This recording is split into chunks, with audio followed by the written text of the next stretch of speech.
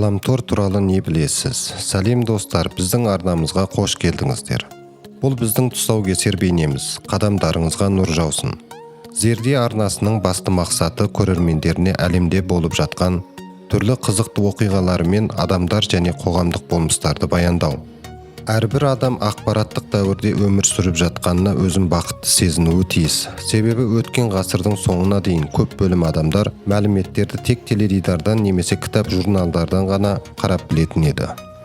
Ал қазір болса ғылым техниканың дамуына байланысты. Үйден шықпай-ақ кез келген затты ғаламтор арқылы заказ беріп алдыра аламыз. Немесе үйден шықпай-ақ онлайн сабақ оқимыз, ойын ойнаймыз, немесе өзіңіз ұнатқан кез келген істерді істеуге болады. Ғаламтор адамзат тарихындағы ең керемет тапқырлықтардың бірі. Алайда бүкіл әлемге жалпыласқан ғаламтордың өткен ғасырда ақш-тың мемлекеттік қорғаныс құралы екенін білмейміз. Ғаламтор алғаш рет өткен ғасырдың 50-ші жылдары немесе Совет одағы мен ақш арасындағы қырғи-қабақ соғыс кезінде пайда болған. 1957 жылы қырғи-қабақ соғыс кезінде Совет одағы адамзат тарихындағы алғашқы Спутник атындағы жасанды жер серігін ұшырды.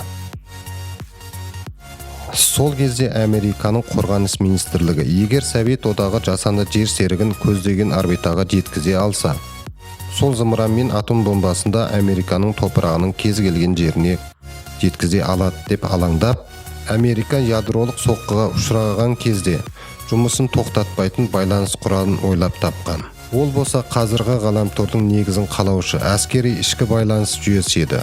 Сол сәтте ғаламтор әскери байланыс жұмысын ғана атқарған. Ал енді сол ғаламторды бүкіл әлемге жалпыластырған адам Ұлыбритания ғалымы Бернерис-Ли Тим еді.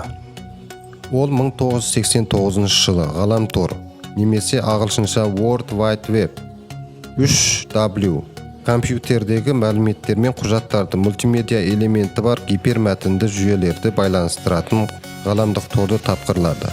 Яғни патенттік құқығынан бас кешіп, тапқырлығын бүкіл әлемге тегін пайдалануға берді.